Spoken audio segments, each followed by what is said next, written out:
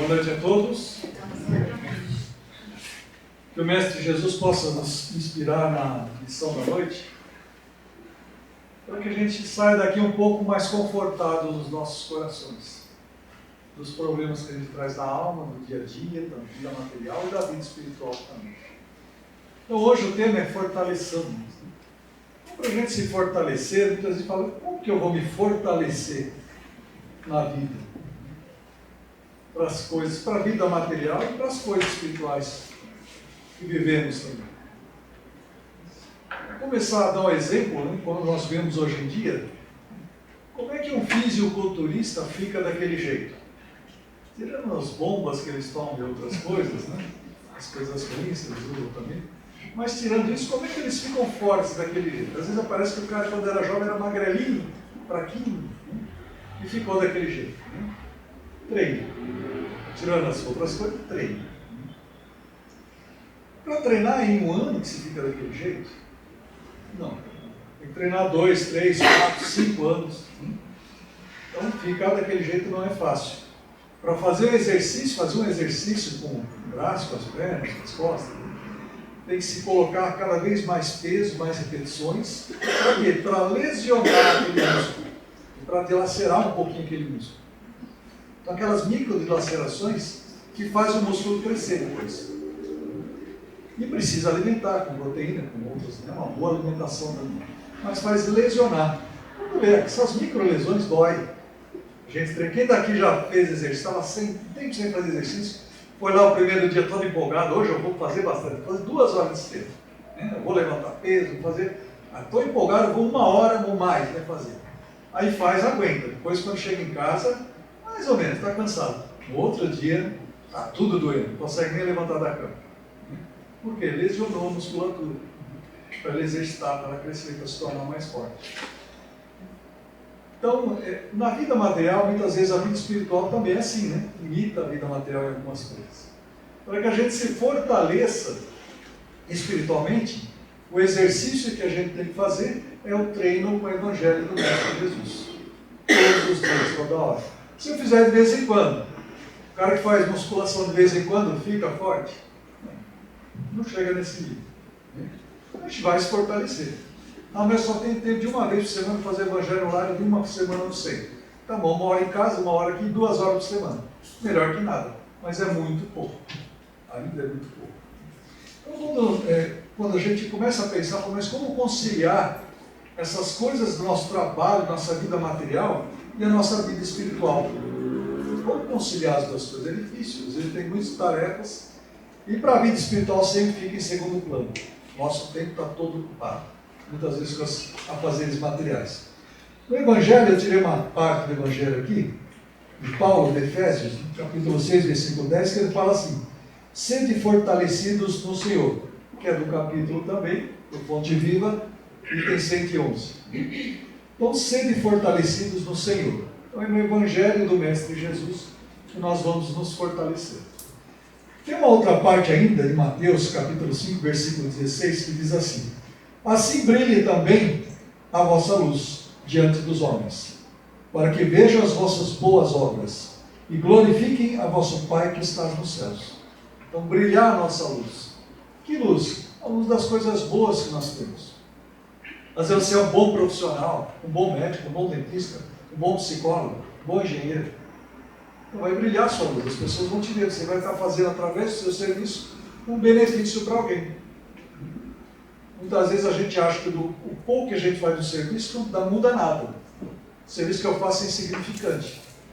Mas muitas vezes aquele serviço que você acha insignificante, com outro, que junta com outro, que junta com outro, dá alguma coisa interessante que move o mundo lá fora. Que ajuda as pessoas, que dá mais conforto, que cria um aparelho que o médico usa para salvar vidas. Uma vez a gente estava conversando, né, com os alunos no Senai, dava aula no Senai, né, e os alunos falaram, professor, mas isso é uma onda de rádio, se acontecer algum problema não vai matar ninguém. Outras coisas sim, carro, atropelar alguém, uma coisa que fale. Experimenta um avião que está em pânico e não consegue se comunicar com a torre, né? Perde os controles. Para onde ele vai? Quem vai orientar? Então tudo tem um significado, tudo serve para alguma coisa. Então a gente não pode achar que o nosso trabalho material tem que se deixar de lado para só viver as coisas espirituais, só fortalecer as coisas espirituais. As duas caminham juntas. Uma ajuda a outra. Então a gente não pode abandonar, agora eu vou virar monge, vou lá para o Tibete ficar meditando, né, 24 horas por dia. Então também não é assim, os extremos nunca é bom. Né? Siddhartha Gautama, o Buda falava, bom caminho do meio. Os extremos nunca é bom. Então, quando a gente começa a pensar em pessoas que a gente vê que são fortes para fazer algumas coisas, que a gente citou no fisiculturismo, todo mundo conhece o Arnold Schwarzenegger, né? Ele foi fisiculturista, venceu 7 ou 9 vezes, se não falha a memória. Depois ele se aposentou do fisiculturismo, porque tem que ser mais jovem, mas começou a fazer filmes. Acho que ele foi até diretor também, líder dos filmes. Começou a fazer filmes, depois ainda ele virou governador, virou político. Né? E agora a gente vê velhinha, recentemente vi uma série da vida dele. Então ele continua ativo com, sei lá, 80 e poucos anos. A gente vê o Divaldo Pereira Franco, 94 anos, fazendo palestra, né? A gente está aqui na frente, cansado, se esgoelando, né? Depois do dia de trabalho, né? E você vê ele com 94 anos, a gente tem um pouquinho menos, né? E não tem a vitalidade que o Divaldo tem para fazer as coisas. Então o que está faltando na gente para a gente se fortalecer, ser um pouquinho como essas pessoas?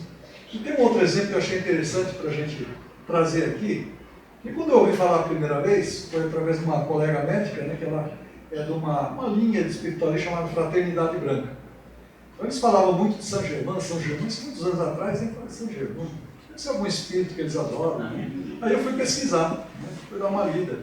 Quando a gente busca as coisas, começa a chegar as coisas na mão. Chegou 3 livros na minha mão. E eu comecei a ler um pouco sobre São Germain. Aí tem umas coisas interessantes que aconteceu que ele realmente não era ele viveu aqui na Terra. Né? Então tem algumas biografias, eles falam mais ou menos, porque não se sabe exatamente onde e quando ele nasceu e onde e quando ele morreu. Mas o que tem interessante nesse meio, né, alguns autores falam, por exemplo, que ele nasceu na Transilvânia, né, 28 de maio de 1696, até 27 de fevereiro de 1784. Isso é um dos relatos de um dos autores. Né? Então, no século XVIII, ele era muito conhecido porque ele era místico, falavam que ele era da alquimia também, né? Ele trabalhava com pedras preciosas, né? Então ninguém sabe onde ele enriqueceu, né? com algum serviço. Outro que ele tingia, diziam que ele tingia os tecidos que não desbotavam. Ele tinha um segredo da química, ali, que ele entendia de química também, que não desbotava. Né? Alguns reis ele presenteou com algumas pedras preciosas, claro, uma pedra dessa deve ser uma fortuna, deve ser falso, uma imitação. Depois descobriu que não era. Ele também entendia de ciência, era músico, compositor, né? E tinha uma característica. As pessoas falavam que ele não envelhecia. Ele tinha descoberto o elixir da longa vida. Até tem alguns relatos, né, de coisas assim, de fatos que está relatado no Diário de Reis, né, da época, que encontravam ele 40, 50 anos depois, e ele parecia que tinha 45 anos. Era um homem que tinha muitos conhecimentos sobre muitas coisas. O próprio Voltaire, o nosso cientista Voltaire, falava que ele é um homem que conhecia tudo e que nunca morria. E tem um fato de uma condessa uma vez, naquelas cortes, às vezes ele aparecia nas cortes, né, ele fazia previsões, muitas previsões para as pessoas também, inclusive para evitar alguns problemas que houveram na Revolução Francesa, em alguns fatos históricos ruins que aconteceram naquela época. Ele fez algumas previsões e tentou avisar muitas pessoas na época, mas, como sempre, não deram ouvido. Né? E ele tem um fato com essa uma condessa que ele cortejou, né, certo tempo, depois ele sumia para um lado, para o outro, aparecia aqui, aparecia ali. Depois de muitos anos, essa mesma condessa, numa festa, olhou assim e falou: nossa, aquele rapaz parece muito com o que eu namorei. Só que ela já estava bem mais velha. Ela falou: escuta, você não é filho do Saint Germain, do Conde? Ele falou: não, eu não sou. Eu acho que eu te conheço, deve ser filho dele, você é muito parecido. Né? Ele falou: não sou ele, não sou filho dele, não, eu sou o Conde de Saint Germain mesmo. Porque ela achava que era filho, ele estava muito jovem e ela estava muito mais velha. Então, uma pessoa que tinha esse tipo de conhecimento, que vivia dessa forma, que até uns anos atrás eu não conhecia, porque não é do meio espírita, não é muito falado, como é que pode um ser que tem tanto conhecimento viver dessa forma? Ninguém sabe onde ele morreu, onde ele nasceu direito, e ele tinha tantos conhecimentos e tantas habilidades. Então, um ser forte, com certeza um espírito elevado. Então, para a gente se transformar num ser assim, né, forte, um ser fortalecido nas coisas espirituais, né, e também nas coisas materiais, muitas vezes nós estamos vivendo aqui com o pé no chão, né, então precisamos também. O que nós temos que fazer? Qual é o segredo? Qual era o segredo de Saint Germain para ficar tão jovem, realizar tantas coisas, ter tantos conhecimentos na época, que a gente às vezes não consegue ter hoje, não tem tempo para fazer. Então, com certeza, alguns segredos eles tinham. E para a gente, nós, seres mortais, né, não somos nenhum um ser diferenciado no universo, mas nós temos que começar como começa um pedreiro quando vai construir um prédio. Então tem que fazer os alicerces e colocar tijolinho por tijolinho, construindo as paredes e levantando 1, 2, 3, 10 andares. Leva tempo, demora. Mas se a gente não colocar os primeiros tijolos, a obra não cresce. Então, se a gente quer se fortalecer no Senhor, como diz o Paulo, se a gente quer fazer brilhar a nossa luz perante os homens, nós temos que nos elevar, nós temos que fazer essas conquistas dos bens espirituais, se fortalecer. Para a gente conquistar esses bens, o Emmanuel, nessa lição, ele fala, né, que nós podemos ter os recursos financeiros, mas eles vão da noite para o dia embora. Podemos ter terras, também podemos perdê-las. Podemos ter posses, né, várias posses, beleza física também vai embora. Né? Os parentes também se transformam, mudam, se afastam ou vão embora também. A nossa inteligência também muitas vezes nos engana. Né? Então nós temos várias coisas que podemos ter aqui na Terra, que elas passam. Então nós temos que se dedicar, nós temos que ter a consciência que algumas coisas não passam, que são as coisas espirituais, que os bens espirituais que nós levamos na nossa alma para outra vida, e para as outras vidas, né? Para a vida após a morte e para as outras vidas que viveremos. Então sempre vai ter, né, uma forma de a gente crescer. E no capítulo Evangelho, capítulo 17, do Sede Perfeitos, cuidar do corpo e do espírito. E aí tem 11. Então os espíritos falam aqui, dão como resposta, né, assim que, só para resumir, para que essa prisioneira viva, ou seja, a alma viva, prisioneira do corpo, se expanda e chegue mesmo a conceber as ilusões da liberdade, tem o corpo que estar são, disposto e forte.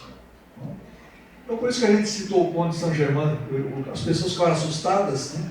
Alguns falam que tem relatos de quase 200 anos, falam, como é que ele estava vivo 200 anos? Pô, ele se materializou espiritualmente, não dá para saber. E tem que cuidar do corpo, porque se a gente não tiver saúde, fica difícil realizar algumas coisas. Quando nós não tivermos tanta saúde, nós temos que diminuir as nossas atividades. Mas quanto mais saúde, uma vida mais longa e boa nós tivermos, nós vamos conseguir aproveitar muitas oportunidades que surgirão para as boas obras que a gente pode realizar na vida. Então, como dizia Francisco de Assis, é melhor consolar que ser consolado.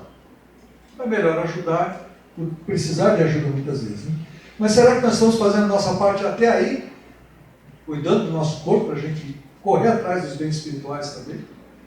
Por exemplo, a Organização Mundial de Saúde diz que 85% das doenças no mundo tem uma grave relação, uma relação muito forte com alimentos industrializados. Que nós comemos na maior parte do dia. Alimentos industrializados. Estamos cuidando da nossa saúde. Então, hoje a gente já tem muita informação, né? Não dá para ficar cego para algumas coisas. Então, a gente tem que cuidar do corpo para nos fortalecer. Quando a lição ali fala em fortalecer, é tudo. Não é só a vida material, a vida espiritual, ou só o nosso corpo físico, ou negar o corpo físico. Nós temos que cuidar de tudo um pouco. Então, a educação do nosso ser, muitas vezes, mas é tanta coisa para fazer? Sim. Nós temos que dedicar um pouquinho de tempo a cada coisa. Mas o principal é observar como estão os nossos sentimentos e os nossos pensamentos. A gente sempre bate muito nessa tecla, né? Porque o que a gente pensa, o que a gente sente, é aquilo que a gente é. E é aí que nós vamos fazer as grandes transformações do nosso espírito. Prestando atenção no que a gente pensa, no que a gente sente. O que eu penso a maior parte do meu tempo? Só coisas ruins. Ligo lá naqueles programas de de crime, né? Fica ouvindo o dia inteiro, várias vezes por dia, ou todo dia. Tem pessoas que gostam, mas qual é a sintonia que você está fazendo com isso? Vai começar a mudar um pouquinho. Lá antigamente não tinha, às vezes, muitas opções, mas hoje a gente tem muita opção. De filme, de documentário, de série. Então a gente tem opção para o nosso lazer. Então se a gente começar a acreditar, né, em algumas coisas, por exemplo, começar a se preocupar para se fortalecer, a fé. Então a fé no Evangelho segundo o Espiritismo, capítulo 19, a fé transporta as montanhas, né? Se a gente acreditar mais em si mesmo, que lá ele coloca a fé divina, acreditar no ser superior, e a fé humana, acreditar em si mesmo. Será que a gente acredita em si mesmo em muitas áreas da nossa vida? E se não acredita, porque a gente não busca, o que está faltando para a gente acreditar? A realizar, entrar em alguma coisa e realizar. Eu vou fazer isso, vou fazer um trabalho de caridade, vou fazer um trabalho na internet, trabalho físico, material, trabalho espiritual. Por que a gente deixa de acreditar muitas vezes em nós? E a gente tem mania de se comparar com os outros, cada um está no degrau. Tem que fazer aquilo que está ao nosso alcance. Se a gente começa a se comparar com outros que fazem mais, a gente começa a desanimar, entrar em depressão. Estamos no Setembro Amarelo. Pode chegar até um nível e falar, eu não presto para nada, vou me suicidar. E nós estávamos conversando com a Norma ontem ainda, ela é psiquiatra. Ela falou que é impressionante, depois da pandemia aumentou bastante, né? Impressionante. Ela falou que com certeza mais que 85%, 90% dos clientes que ela tem hoje, todos estão pensando em suicídio ou pensaram, ou tentaram realizar. É muito alto, né? Porque as pessoas não fortalecem a si mesmas, eles começam a depreciar a si mesmas. Então, se a gente começar a pensar na fé divina e na fé humana também, nós mesmos, fortalecer a nossa fé. Então, para fortalecer a fé, nós precisamos acreditar mais em nós mesmos, né? O próprio Jesus falou até para os apóstolos, né? Quando não conseguiram curar, né? Ó homens de pouca fé, até quando estarei entre vós? Até lá os apóstolos sofreram isso, então é uma coisa natural, normal, que nós temos que combater, para fortalecer o nosso espírito. Outra coisa que nós precisamos, né? Que no material a gente faz muito isso, faz cursos, etc. E no espiritual muitas vezes a gente não faz. Definir os seus propósitos. A gente não define propósitos para a nossa vida material, na empresa, metas, né? A gente cansa, tanta meta que impõe para a gente. Né? E para a nossa vida espiritual? Eu tenho metas, o que eu vou transformar em mim esse ano? Eu vou tentar pelo menos. E daqui 10 anos? E para outra vida, eu quero fazer o quê? Quero ter outra profissão, quero ser médico? Né? Por que não começar ali a estudar alguma coisa sobre mais coisas naturais, sobre doença, sobre alimentação? Né? Fazer alguma coisa para lá e começar a se preparar também. Até para ser melhor. Então, se a gente tem metas para a nossa vida agora, espirituais, de transformação, eu sei que esse aspecto da minha personalidade está ruim, todo mundo está reclamando. Sou muito chato. Muito chato. Então, em que eu sou chato? Começar a pesquisar. O que as pessoas falam? O que eu preciso mudar? É uma meta. Esse ano eu vou trabalhar isso. Uma coisa que seja. A gente não faz isso geralmente.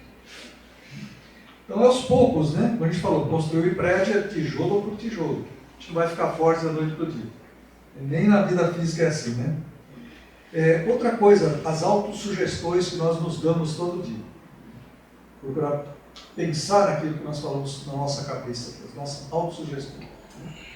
Então, se a gente começa a pensar sempre em coisas ruins, o que não vai dar certo, isso eu não consigo fazer, isso não vai dar, eu não tenho tempo, não tenho saúde para isso, dentro das limitações, é claro.